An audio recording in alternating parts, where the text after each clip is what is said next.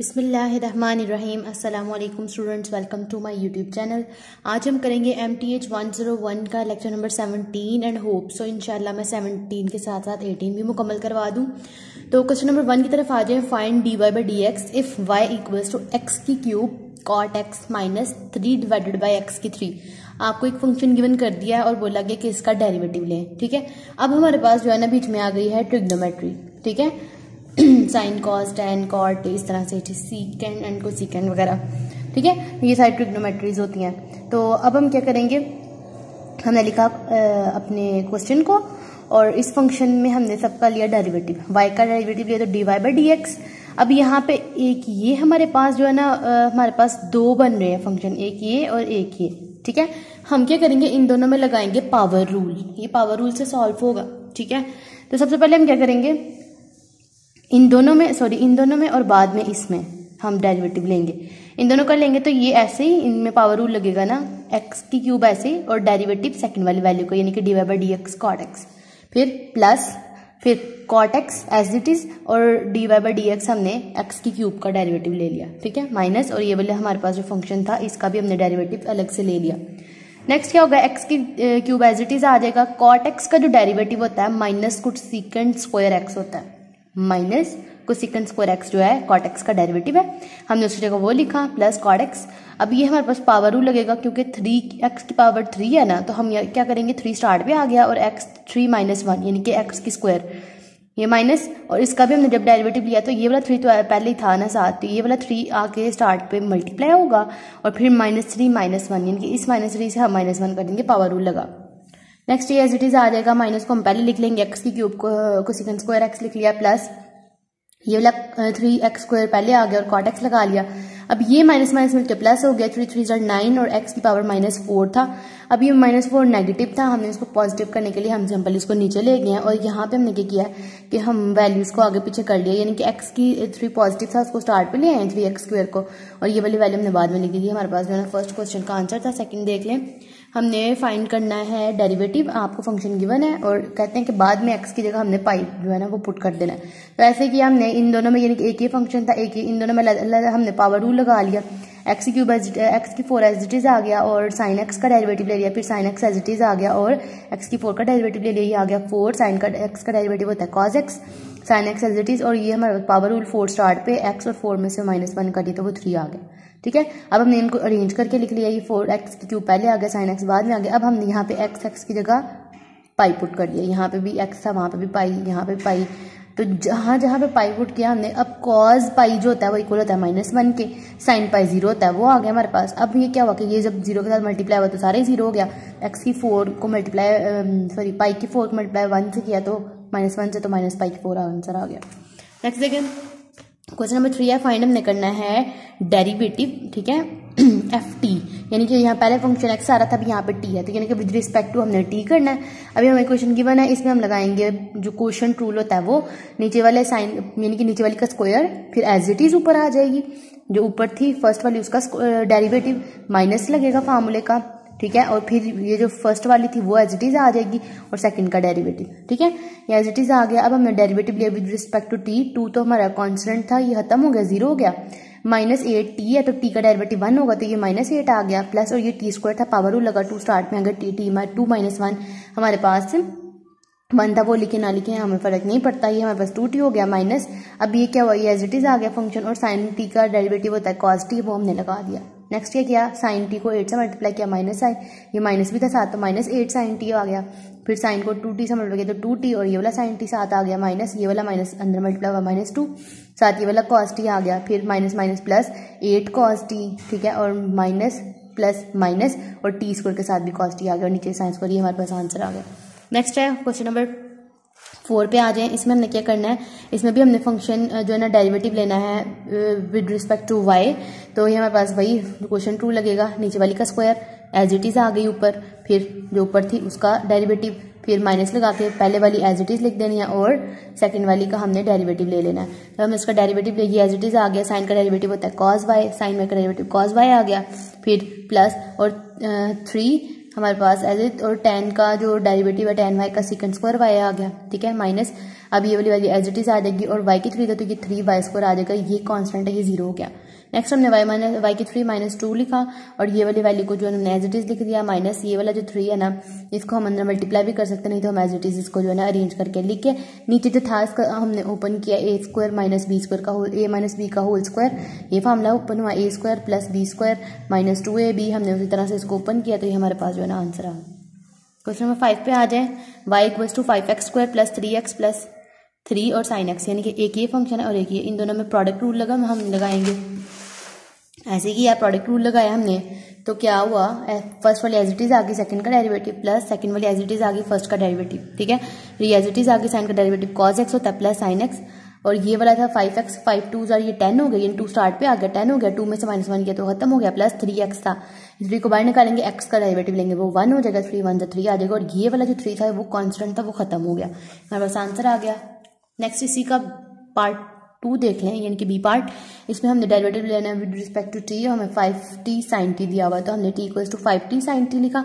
अब ये देखें ये हमारे पास जो है ना 5t और sin t इन दोनों में हम जो है ना पावर रूल लगाएंगे, sorry product rule, 5t as it is आ गया sin t का derivative plus sin t as it is आ गया 5t का derivative, 5t as it is आ गया sin t का डेरिवेटिव cos t होता है plus sin t as it is आ गया 5 को हम t के साथ डेरिवेटिव लेंगे तो वो हमारे पास 1 हो जाएगा, तो 5 1 5, ठीक है। हमारे पास क्या आ गया 5 cos t प्लस ये वाला 5 स्टार्ट पे ले लिया तो sin t, इसका आंसर आ गया। नेक्स्ट देखिए लेक्चर नंबर 18 भी सारी देख लें, इसमें हमने जो है ना चेन रूल करना है, ठीक है।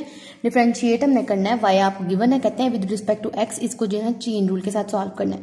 चेन रूल भाई इसका फार्मूला सादा सा है, dy/dx है ना आपके पास, तो आपने क्या करना है डेरिवेटिव लेना है y का विद रिस्पेक्ट टू u, फिर du लेना है dx, यानी कि ये देखिए ये अगर कैंसिल हो जाता तो dy/dx से आ जाता ना, तो यानी कि हमने ना du जो है ना इसमें इस्तेमाल करना है। हम क्या करेंगे जो हमारे पास अंडर रूट के बीच में वैल्यू होगी ना सारी की सारी, उसको हमने u के इक्वल लेट कर लिया। अब y किसके इक्वल आ गया, अंडर रूट के बीच वाली सारी वैल्यू u थी तो u के इक्वल आ गया। अब इसके ऊपर जो है ना हमने dy/dx पहले फाइंड करना है, तो ये y की वैल्यू अब ये है ना, हम इसका डेरिवेटिव लेंगे तो dy/du u का लेंगे हम साथ, ठीक है, विद रिस्पेक्ट टू u ले रहे हैं क्योंकि इन्होंने कहा था u के साथ लेना है y को। अब हमने किया तो अंडर रूट तो 1/2 हो गया, ठीक है, अंडर 1/2 एक ही होता है। अब ये पावर रूल है, ये स्टार्ट पे आ जाएगा और u में से -1 होगा, 1/2 -1, ये हमारे पास जो है ना लास्ट किया 1/2 अंडर रूट u, ठीक है। अब हमने ये तो फाइंड कर लिया, अब du/dx फाइंड करना है, यानी कि अब हमने जो है ना ये u को लेना है और इसका d with respect to x इसको फाइंड करना है, तो ये वाली वैल्यू मैंने उठाई, इसको लिया और x के साथ किया। अब ये 5 था तो 5 3 था 15 और x में से 3 -1 2 माइनस ये 3 2s 6 हो गया और 2 -1 x आ जाएगा खाली, ठीक है, और ये x का डेरिवेटिव 1 होता है हमारे पास। अब हमारे पास dy/du की वैल्यू भी है और du/dx की भी, तो उन दोनों वैल्यूज को लिखेंगे। dy की वैल्यू क्या थी 1/2 अंडर u था ना, तो 1/2 लिखेंगे, लेकिन u के बीच में हम उसकी वैल्यू ही लिखेंगे जो u की थी वो लिखी, और साथ जो du/dx आया था वो हमने लिख दिया, ठीक है।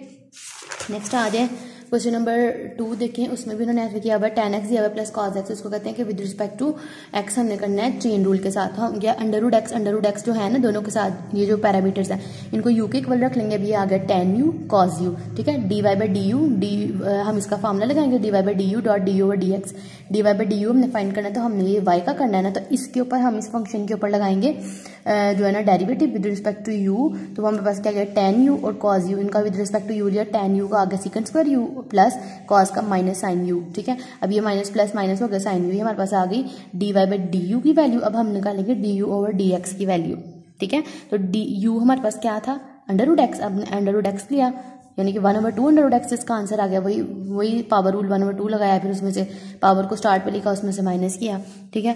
अब इन दोनों को हमने इस वाले जो फार्मूला ना इसमें पुट कर देना dy/du और du/dx दोनों की वैल्यूज। dy/du की वैल्यू क्या थी ये थी और du/dx की वैल्यू हमारे पास ये थी। हमने इन वैल्यूज को जो है पुट किया, जहाँ जहाँ पे u था वहाँ पे फिर अंडर रूट x यानी कि वही वाली वैल्यूज की पुट कर दी जिसके इक्वल हमने लेट किया हुआ था, और ये हमारे पास फाइनल आंसर आ गया, ठीक है। नेक्स्ट आ जाए क्वेश्चन नंबर 3 के ऊपर डिफरेंशिएट हमने करना है। हमारे पास जो है ना ये दिया हुआ है एक फंक्शन कहते हैं, इसमें हमने with respect to chain rule करना है ना, तो हम क्या करेंगे ये जो x5 दोनों में ना उसको हम u के इक्वल लेट कर लेंगे। अभी आ गया sin 3 sin square u plus 4 cos square u, ठीक है। अब हम क्या करेंगे इन दोनों के ऊपर ले लेंगे derivative with respect to u। जब हमने इसका डेरिवेटिव लिया तो 3 2 के साथ मल्टीप्लाई हुआ sin, ठीक है, sin u, और डेरिवेटिव अब हम लेंगे साइन का भी, क्योंकि जो पैरामीटर होता है ना उसका भी, ये पावर रूल था ना, पहले तो इस पे लगा पावर रूल, यानी कि 3 2 6 हो गया ना, 6 साइन। अब साइन का जो है ना खाली साइन का डेरिवेटिव भी साथ हम लगाएंगे, ठीक है। प्लस अब ये 2 8 के साथ आकर मल्टीप्लाई हुआ, कॉज यू ऐसे आ गया, क्योंकि 2 - 1 खाली कॉज यू आना था। अब डेरिवेटिव लेंगे इस कॉज यू का भी, ठीक है। तो ये हमारे पास आ गया 6 साइन यू, और ये हमारे पास आ गया साइन का डेरिवेटिव कॉज, प्लस 2 4 8 कॉज, और कॉज का डेरिवेटिव माइनस साइन। अब ये माइनस प्लस माइनस हो गया, 8 कॉज यू और साइन यू आ गया, और ये 6 साइन यू कॉज यू। अब इनको हमने जो है ना 6 8 कॉज यू साइन यू में से हम 6 साइन यू कॉज यू, इनके सेम है ना वैल्यूज, आगे पीछे इनको सीधा भी कर लें। फिर इनमें से 8 में से 2 निकाल दो भाई, -2 आ जाता है, और साइन यू कॉज यू आ गया। अब हमने d/dx भी लेना था, ठीक है। उसको हम कैसे लेंगे भाई, डी को किसके इक्वल रखा है, x5 के। x5 का डेरिवेटिव लेंगे, वो 5x4 आ जाएगा with respect to power rule. और फिर हमने क्या करना है, वही फार्मूले में पुट कर देना, dy/du डॉट du/dx। इस फार्मूले में हमने इसको पुट कर दी, दोनों वैल्यूज को, हमारे पास आंसर आ गया। क्वेश्चन नंबर 4 देख लें। इसमें भी फाइंड हमने करना है चेन रूल के साथ, seek 4x using chain rule. तो हमारे पास अंडर रूट है, हम ये जो बीच वाली वैल्यू है अंडर रूट की सारी यू के इक्वल रख लेंगे। मैंने यू के इक्वल ऐड कर ली, तो वाई इक्वल आ गया अंडर रूट यू के। अब dy/du हमने लिया, तो अंडर रूट यू हमारे पास क्या आ गया 1/2 अंडर रूट यू। du/dx लेंगे तो वो यू क्या था, सीकेंड 4x, सीकेंड का क्या डेरिवेटिव होता है, सीकेंड x tan x, सीकेंड 4x आ गया, tan x 4x आ गया, tan। अच्छा अब ये जो पैरामीटर होता है ना उसका भी डेरिवेटिव साथ लेना होता है, तो हम जब 4x का डेरिवेटिव लेंगे तो 4 आ जाएगा, वो 4 स्टार्ट पे आ गया। अब क्या होगा भाई, हमने इन दोनों वैल्यूज को यानी कि dy/du du/dx उस फार्मूले में पुट कर दिया, तो हमारे पास ये 2 2 4 हमारे पास कैंसिलिंग हो रहे थे, वो हमने किए। यहाँ पे हमारे पास क्या बचा, 2 second 4x plus tan 4x divide by under root sec 4x। अब हम क्या करेंगे, सीक 4x यहाँ पे भी था, यहाँ पे भी, ये वाला उठा के ऊपर ले जाएंगे, तो हमारे पास क्या हो गया, ये 1/2 था ना, तो ये 1/2 ऊपर आके -1/2 हो गया, ठीक है। जब हमने इसको सॉल्व किया तो हमारे पास 1/2 यानी कि अंडर रूट इस पूरे के पूरे का आ रहा है, इसका अंडर रूट आ गया, और tan 4x साथ आ गया, ये 2 भी, ठीक है। नेक्स्ट है क्वेश्चन नंबर 5। इसमें क्या करना है, हमने डेरिवेटिव फाइंड करना है tan t2/3। हमने क्या करना है कि ये जो t2/3 है ना उसको इक्वल रख लेना है u के, तो हमने dy/du लगाना है tan u। तो जब हमने tan u किया तो वो आ गया सेकंड स्क्वायर u। अब हमने du/dx लगाना है, ये जो t2/3 था उसका डेरिवेटिव लिया, वो क्या होगा, स्टार्ट पे आ जाएगा, पावर रूल लगाना, 2/3 स्टार्ट में आ गया, 2/3 में से माइनस हमने कर लिया 1, वो हमारे पास आ गया -1/3। अब हम क्या करेंगे, इन दोनों को यानी कि dy/dt का क्या फॉर्मूला, dy ये हमने विद रिस्पेक्ट टू टी किया, तो यहाँ पे t आएगा, dy/dt dot dt/du, sorry dy/du और यहाँ पे dt, ठीक था, सॉरी dy/du डॉट du/dt, ठीक है, विद रिस्पेक्ट टू t था। अब इनकी वैल्यूज हमने पुट की, सेकंड स्क्वायर 2/3 हमारे पास थी dy/du की, क्योंकि इस u जो है उसकी वैल्यू मैंने पुट कर दिया, अगेन 2/3, और ये वाला हमारे पास जो आंसर आया था वो लिख। अब यहाँ पे ये माइनस में था, इसको अगर मैं नीचे ले जाऊँ ना, ये 3 तो यहीं पे था ना नीचे, तो ये t1 और 2 को नीचे ले जाऊँगे तो वो पॉजिटिव 1/3 हो जाएगा, और साथ ही सेकंड स्क्वायर 2/3। ये हमारा था आज का लेक्चर नंबर 18 भी कवर हो गया। होप सो आपको समझ आ गई होगी। तो इसके साथ साथ हमने मिड टर्म का सिलेबस कवर कर लिया है। आपने जो है ना डेरिवेशन पे कमांड हासिल करनी है, ताकि आपको जो है ना मिड टर्म आपका बहुत अच्छे से हो सके। तो मिलते हैं अपने फाइनल टर्म के साथ, तब तक के लिए अल्लाह हाफिज़।